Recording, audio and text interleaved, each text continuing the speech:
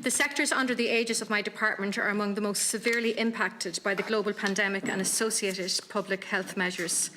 Unfortunately, as the pandemic continues, we are likely to continue to experience these significant and negative impacts. As such, I am very pleased to have this opportunity to address this committee in relation to the important challenges facing our sectors, as well as opening a dialogue on the strategic priorities for the department as we turn our faces to the future and recovery. Tourism, culture, arts, our language, sport and media are an integral part of the fabric of our society and our democracy, supporting a wide range of economic activity as well as enhancing our physical, mental and societal well-being. Central to the operation of our sectors is the coming together of people, whether to enjoy a cultural event, to watch a match or to enjoy a meal or a night out. The combined portfolio of tourism, culture, arts, Ghaeltacht, sport and media speak to who we are as a nation and how we identify ourselves. The COVID-19 crisis has challenged all of our core presumptions and values and made us critically reflect on the importance of these sectors to our nation. It is no longer possible for us to come together for a cultural, sporting or social event. The flow of visitors we normally welcome from Europe, the US and beyond are not with us. And more than ever, we require high-quality, informed and trusted sources of news and content. Our focus has been on the collective effort to protect the vulnerable in our society, on keeping our health and social care services operating, and on preventing further disruption to childcare and education. All of this also reflects who we are as a people, a society which cares about its most vulnerable, and we should never lose sight of this. And it has come at an enormous cost for the sectors for which I and Minister Chambers have responsibility. I would like to take a moment to set out these impacts. There has been a collapse in international tourism, which the OECD estimate will be in the order of 80%. We have experienced the loss of all overseas tourism since March. The impact of social distancing measures and the required limits on gatherings to protect public health have also significantly diminished the domestic tourism and hospitality sectors. Fáilte Ireland estimate that some 40% of tourism businesses have not reopened since the first lockdown in 2020. Cultural venues and events were amongst the first to be closed in our response to the pandemic and will undoubtedly be among the last to reopen. This continues to have a devastating impact on performance opportunities, displays, festivals and concerts, impacting both our opportunities to experience culture and performance, as well as employment and economic activity in the sector. The impact of the pandemic on the arts sector extends well beyond artists to include crews and the wide range of people that it takes to put on live performances in venues and at festivals. Sport, which is central to the lives of many people in Ireland, has been similarly impacted, with restrictions on spectators and curtailed activity generally severely impacting on revenues. The commercial, sports and leisure sector has also seen its activity cease as we have moved to level 5 of the government's plan for living with COVID-19. Across the Ghaeltacht, businesses and communities alike have suffered a significant reduction in economic activity, tourism and educational visitors as a consequence of COVID-19, and many are now facing the double impact of Brexit. I am very conscious that this will pose a further risk for the language, as it may result in more native speakers leaving our Ghaeltacht regions. The media sector, which has played such a critical role in supporting and disseminating public messaging about the COVID-19 response, has been especially hard hit by reduced advertising revenues. Ironically, this comes at a time when there has never been a greater need for trusted news sources.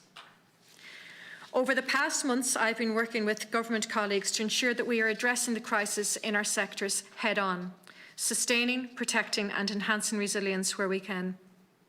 Across government, we continue to invest heavily in protecting incomes through the PUP, in protecting livelihoods through the EWSS, and most recently in the budget in protecting businesses through the COVID restrictions support scheme. Given the disproportionate impact of the pandemic on our sectors, these universal supports continue to form a critical part of our response. The VAT cut, the tax debt warehouse and extension, and the rates waiver are also essential in helping sustain businesses across our sectors. Engaging with our sectoral stakeholders has been an essential part of our response to the pandemic, and it is critical that we as policymakers are listening closely to the voices and experiences of artists, cultural workers, tourism businesses, sporting bodies, media and our Ghaeltacht communities.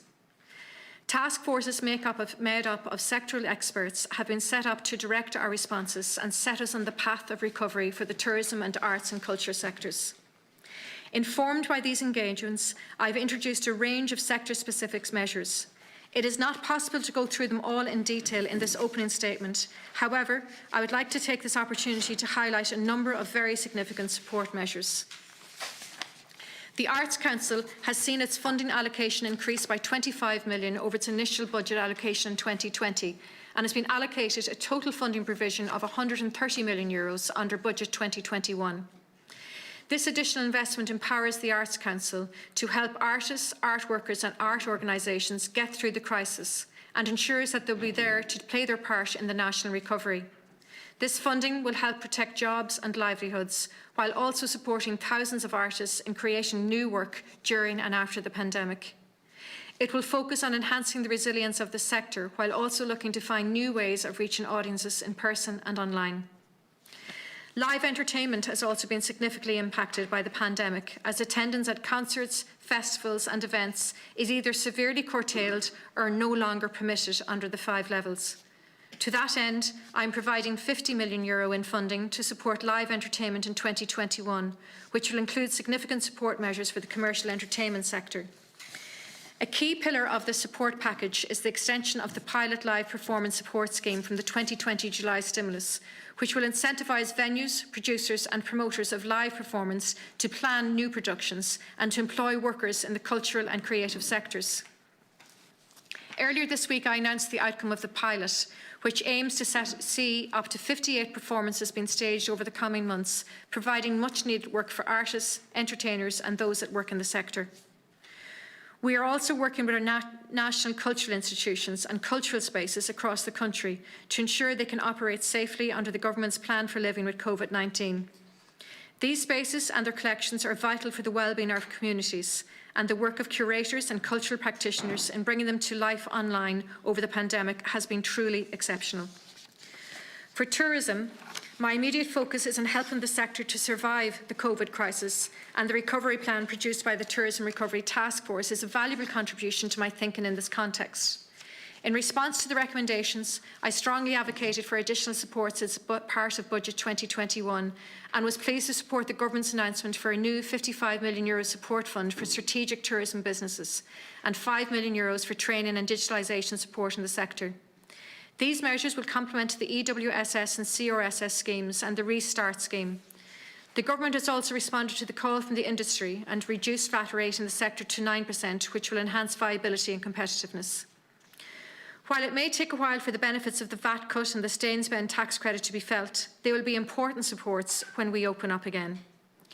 All of the budgetary measures will build on the €26 million adaptation grant for the tourism sector and the €10 million supports for international coach tourism announced in July. Throughout the crisis, my department has worked with the Broadcasting Authority of Ireland and media stakeholders to assess the impact of the crisis on the sector. To mitigate against some of the worst effects, the BAI agreed to waive its broadcasting level for the first half of the year for the independent radio sector, and I have secured additional funding to offset this. More significantly, and in recognition of the importance of the public, commercial and community media in disseminating public health messages, additional funding has been provided for the Sound and Vision scheme, with an additional round valued at €2.5 million for commercial radio, a €750,000 round and the current round that will distribute €4.5 million to the audiovisual sector, boosted by an additional €2 million in exchequer funding under the July stimulus package. Wellbeing is a core principle underpinning the Living with COVID-19 plan, and it will be fundamental to public confidence and resilience as we emerge from and manage the crisis over the longer term. Wellbeing is also at the heart of our programme for government and is an essential pillar to my department's policies, with the arts and culture, sport, the Irish language, media and tourism all contributing to our national and individual wellbeing. From that perspective, I consider it vital that we lift our heads and proactively plan for recovery. a recovery which will come and for which I want these sectors to be in the best position they can be to resume activity. For tourism, my overall objective is to facilitate recovery and future growth that is sustainable from an environmental, social and economic perspective. Central to this will be a 3-year survival, stabilisation and recovery programme based on the recommendations of the Tourism Recovery Task Force. Additionally, I intend to initiate the development of an environmentally, social and economically sustainable tourism policy, which will further set out our direction over the coming years. We will continue to develop our national tourism product, including through strategic investments under the National Development Plan and for activity-based tourism, being conscious of the ancillary economic benefits from such investments in often isolated locations. The Arts and Culture Task Force has also set the direction for recovery in that broad sector. The task force has completed its deliberations and I intend to bring its final report to the attention of Government at the earliest opportunity. I'll be working closely with sectoral stakeholders and colleagues across Government on the implementation of its recommendations. There are strong links between commercial and state-supported cultural activities, with artists and other cultural workers often moving between both during their careers. As such, ensuring we continue to support our cultural workers ensures a vibrant commercial sector in the future.